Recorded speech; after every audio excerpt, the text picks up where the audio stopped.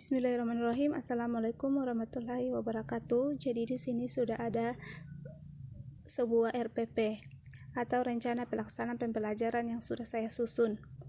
Selanjutnya saya akan menjelaskan tentang langkah-langkah penyusunan rencana pelaksanaan RPP. Yang pertama itu menuliskan identitas mata pelajaran.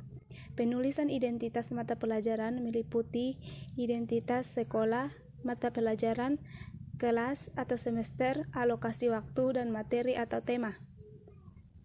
Bisa dilihat pada RPP yang sudah saya buat seperti ini contohnya. Kemudian yang kedua itu menuliskan kompetensi inti. Kompetensi inti adalah tingkat kemampuan untuk mencapai standar kompetensi lulusan yang harus dimiliki peserta didik pada setiap tingkat kelas atau program yang menjadi landasan pengembangan kompetensi dasar. Yang ketiga itu kompetensi dasar.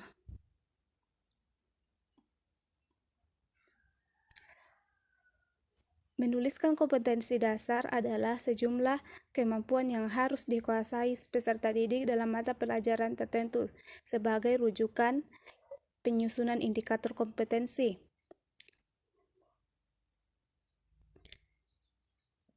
Yang keempat itu merumuskan tujuan pembelajaran. Jadi, tujuan pembelajaran menggambarkan proses dan hasil belajar yang diharapkan dicapai oleh siswa sesuai dengan kompetensi dasar.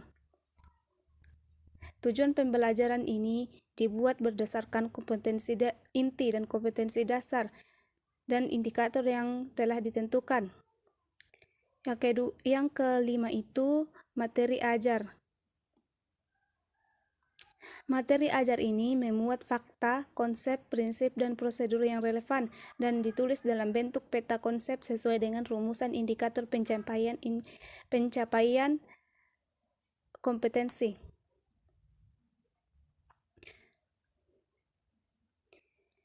Yang selanjutnya itu menentukan metode pembelajaran. Metode pembelajaran digunakan oleh guru untuk mewujudkan suasana belajar dan proses pembelajaran agar peserta didik mencapai kompetensi dasar atau indikator yang telah ditetapkan. Yang selanjutnya menentukan media, alat, bahan, dan sumber belajar. Penentuan sumber belajar didasarkan pada kompetensi inti, kompetensi dasar, materi ajar, kegiatan pembelajaran, dan indikator pencapaian kompetensi. Yang selanjutnya yaitu merumuskan kegiatan belajar. Kegiatan belajar ini terbagi dalam kegiatan pendahuluan, kegiatan inti, kegiatan penutup. Nanti saya akan jelaskan satu persatu. Yang terakhir itu penilaian. Di sini ada beberapa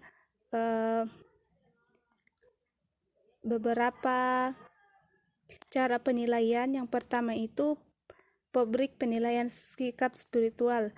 Yang kedua rubrik penilaian sikap sosial. Yang ketiga pengetahuan. Yang keempat keterampilan. Yang kelima, selanjutnya saya akan menjelaskan tentang prinsip-prinsip yang perlu diperhatikan dalam penyusunan rencana pelaksanaan pembelajaran atau RPP.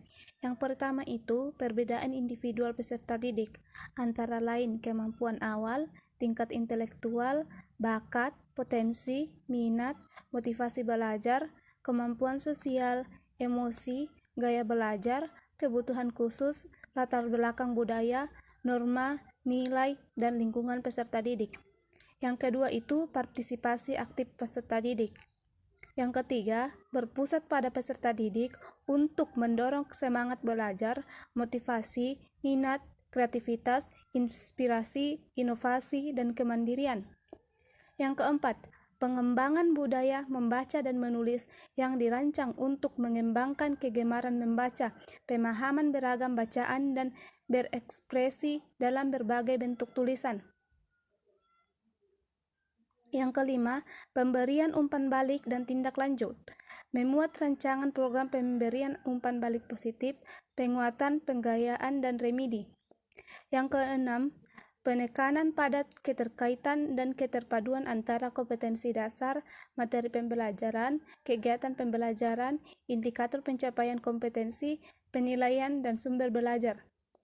Yang ketujuh, mengakomodasi pembelajaran tematik terpadu, keterpaduan lintas mata pelajaran, lintas aspek belajar, dan keragaman budaya.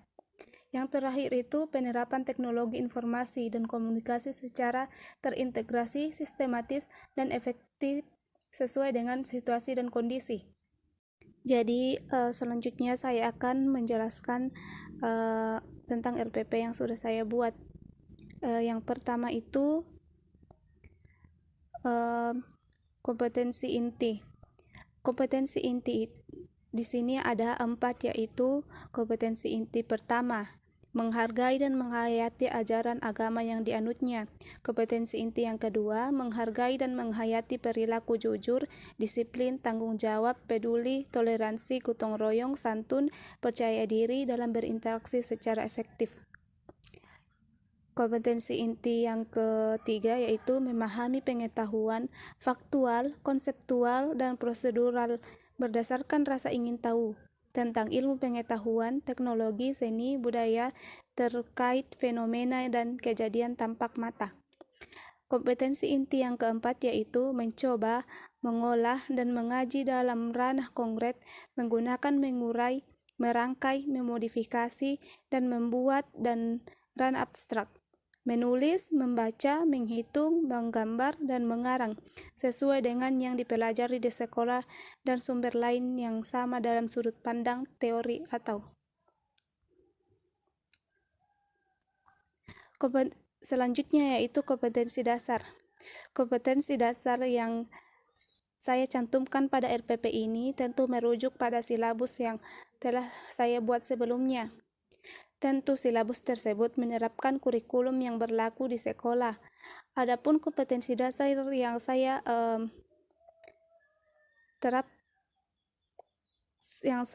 angkat pada RPP kali ini adalah yang pertama, mensyukuri kesempatan dapat mempelajari bahasa Inggris sebagai bahasa pengantar komunikasi internasional yang diwujudkan dalam semangat belajar. Yang kedua, menunjukkan perilaku jujur, disiplin, percaya diri, dan bertanggung jawab dalam melaksanakan komunikasi transaksional dengan guru dan teman. Yang ketiga, menunjukkan perilaku tanggung jawab, peduli, kerjasama, dan cinta damai dalam melaksanakan komunikasi fungsional. Selanjutnya, memahami fungsi sosial, struktur teks, dan unsur kebahasaan pada ungkapan perkenalan diri, serta respon sesuai dengan konteks penggunaannya. Yang terakhir, menyusun teks lisan dan tulis sederhana yang menyatakan, menanyakan, dan merespon perkenalan diri dengan sangat pendek dan sederhana dengan memperhatikan fungsi sosial, struktur teks, dan unsur kebahasaan yang benar dan sesuai konteks. Kemudian dari kompetensi dasar yang menjadi acuan untuk proses pembelajaran pada RPP ini diuraikan dalam bentuk tujuan pembelajaran. Adapun tujuan pembelajaran dari kompetensi dasar yang ingin dicapai adalah yang pertama, setelah mengikuti serangkaian kegiatan pembelajaran, peserta didik dapat yang pertama mengamati ungkapan atau tutur kata yang digunakan dalam self-introduction dan introduction order. Mengidentifikasi ungkapan yang digunakan dalam self-introduction dan introduction order. Menirukan ungkapan yang memperkenalkan diri dan orang lain. Membuat percakapan pendek dalam menggunakan ungkapan self-introduction dan introduction order. Menggunakan struktur teks dan unsur kebahasaan untuk self-introduction dan introduction order dengan benar dan tepat. Yang terakhir, melakukan percakapan untuk memperkenalkan diri sendiri secara berkelompok atau berpasangan dengan sopan, bertanggung jawab, peduli, santun, dan percaya diri. Selanjutnya materi pembelajaran. Materi pembelajaran ini memuat fakta, konsep, prinsip, dan prosedur yang relevan dan ditulis dalam bentuk peta konsep sesuai dengan rumusan indikator pencapaian kompetensi. Seperti yang saya tadi jelaskan di awal. Jadi yang pertama itu fungsi sosial. Fungsi sosial yang saya angkat di sini adalah memperkenalkan diri untuk menjalin hubungan interpersonal dengan guru dan teman. Jadi struktur teks yang ingin dicapai yaitu my name is, I am, I live in, what's your name, where do you live, nice to meet you, how do you do, dan semacamnya. Unsur kebahasaan yang terdapat dalam RPP ini adalah yang pertama kosakata, yang kedua tata bahasa, mencakup be, have, kata ganti I, he, she, they, dan sebagainya. Kata ganti kepunyaan my, your, his, their, dan sebagainya. Yang ketiga ucapan, tekanan kata dan intonasi. Yang keempat ejaan dan tanda baca. Yang kelima tulisan tangan. Kemudian topik yang saya angkat pada RPP kali ini yaitu berbagai hal terkait dengan interaksi antara guru dan siswa selama proses pembelajaran di dalam maupun di luar kelas dengan memberikan keteladanan tentang perilaku jujur, percaya diri, dan bertanggung jawab. Selanjutnya yaitu metode pembelajaran. Metode pembelajaran digunakan oleh guru untuk mewujudkan suasana belajar dan proses pembelajaran agar peserta didik mencapai kompetensi dasar atau indikator yang telah ditetapkan. Jadi metode pembelajaran yang saya gunakan di sini yaitu CLT. CLT itu sendiri merupakan metode pembelajaran dengan cara menghafal kata. Selanjutnya media, alat dan sumber belajar. Jadi saya mengambil media, alat dan sumber belajar sesuai dengan kegiatan pembelajaran dan didasar. Selanjutnya media, alat dan sumber belajar. Jadi penentuan sumber belajar yang saya ambil di sini berdasarkan pada kompetensi inti, kompetensi dasar, materi ajar, kegiatan pembelajaran, dan indikator pencapaian kompetensi. Jadi saya menggunakan media laptop, LCD, gambar, kartu kata, poster, foto. Dan alat yang saya gunakan di sini adalah realia benda, spidol warna, kertas pekta, kertas plano. Jadi sumber belajar saya itu saya ambil dari beberapa sumber. Yang pertama itu Zaida Nur Break and English Course for Junior High School Student. Bisa dilihat sendiri di sini ada 3 ya. Selanjutnya yaitu langkah-langkah kegiatan pembelajaran. Di sini ada yang pertama itu kegiatan pembelajaran, kegiatan pendahuluan. Jadi kegiatan pendahuluan ini merupakan kegiatan awal dalam suatu pertemuan pembelajaran yang ditujukan untuk membangkitkan motivasi dan memfokuskan perhatian peserta didik untuk berpartisipasi aktif dalam proses pembelajaran. Di sini kegiatan pendahuluan saya ambil 10 menit. Jadi kegiatannya yaitu yang pertama, guru memberi salam atau greeting. Yang kedua, guru memeriksa kehadiran siswa. Yang ketiga, guru menyiapkan peserta didik secara psikis dan fisik untuk mengikuti proses pembelajaran. Yang keempat, guru memberi motivasi belajar siswa secara konseptual sesuai manfaat dan aplikasi materi dalam kehidupan sehari-hari dengan memberikan contoh dan perbandingan lokal, nasional, dan internasional. Yang kelima, guru mengajukan tentang kaitan antara pengetahuan sebelumnya dengan materi yang akan diajar. Jadi di sini guru mengaitkan antara pengetahuan yang sebelumnya atau pelajaran sebelumnya yang sudah dipelajari dengan materi yang akan dipelajari. Yang keenam yaitu guru menjelaskan tentang tujuan pembelajaran atau kompetensi yang akan dicapai.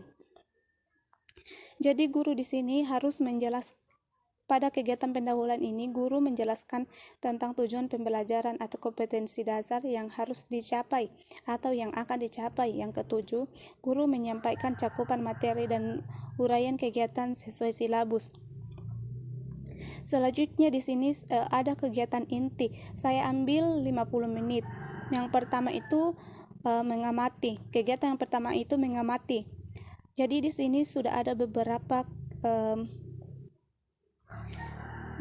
uraian kegiatan yang akan dilakukan dalam kegiatan mengamati. Bisa dibaca. Yang pertama itu peserta didik mendengarkan guru mengenai perkenalan diri. Yang kedua itu peserta didik berlatih mengucapkan ungkapan perkenalan diri.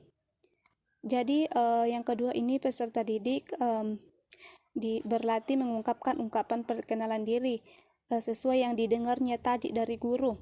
Yang ketiga, peserta didik mendengarkan guru dan berlatih mengungkapkan ungkapan yang didengarnya. Yang keempat, peserta didik mengamati ungkapan-ungkapan yang dapat digunakan dalam self-introduction dan introduction order dari guru yang telah didengarnya.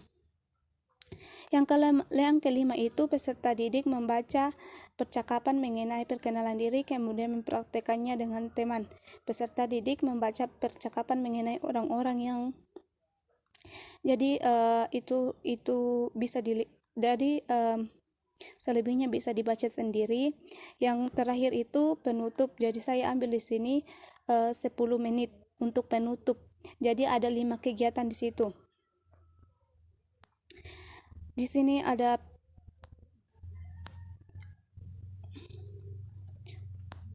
selanjutnya penilaian. Di sini saya ambil ada 4 cara penilaian ya. Yang pertama itu rubrik penilaian sikap spiritual. Jadi indikator yang harus dicapai yaitu menggunakan 8 kata positif dan 2 diantaranya adalah kata good dan thanks. Skornya itu ada 5. Dan yang kedua itu menggunakan 6 kata positif dan 2 diantaranya adalah kata good dan thanks. Skornya ada 4. Yang ketiga menggunakan 4 kata positif dan 2 diantaranya adalah kata good dan thanks. Skornya ada 3. Yang keempat itu menggunakan kata positif tanpa kata good dan thanks. Skornya ada 2. Yang kelima menggunakan kurang dari 4 kata positif tanpa kata good dan thanks. Skornya yaitu 1. Jadi di sini pedoman penskoran. Jadi NA sama dengan skor perolehan per skor maksimal dikali 4, begitu caranya. Jadi yang kedua itu rubrik penilaian sikap sosial. Di sini ada deskripsi sikap sosial dan nilai. Deskripsi sikap sosial diantaranya berperilaku santun, peduli, dan percaya diri dalam melaksanakan komunikasi interpersonal dengan guru dan teman. Jadi kalau sikap sosial yang sudah dilakukan atau selalu dilakukan nilainya ada 2. Kalau sikap sosialnya dilakukan kadang-kadang jadi nilainya 1. Jika sikap sosialnya jarang diterapkan jadi nilainya 0,5. Di sini bisa dilihat pedoman penskoran. Yang ketiga itu pengetahuan. Jadi di sini cara penilaiannya ada teknik pengetahuan. Yang pertama itu teknik penilaian. Teknik penilaian itu dilakukan dengan tes tertulis dan bentuk instrumen mengisi teks rumpang dan mencocokkan. Yang keempat itu keterampilan. Jadi teknik penilaian untuk keterampilan ini unjuk kerja. Bentuk instrumennya tes kemampuan mendengarkan, membaca, dan berbicara. Di sini ada kisi-kisi bisa dilihat. Jadi teknik keterampilan yang dinilai di sini ada mendengarkan, membaca, dan berbicara.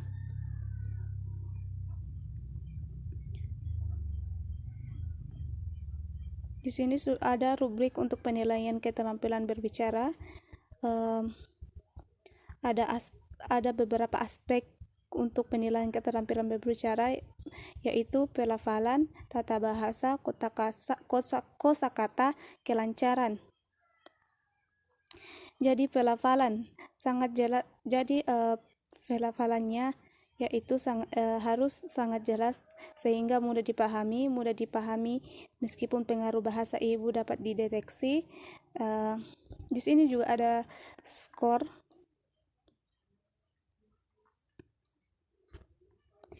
Saya rasa itu yang bisa saya jelaskan dari RPP yang saya buat. Terakhir saya ucapkan Assalamualaikum warahmatullahi wabarakatuh.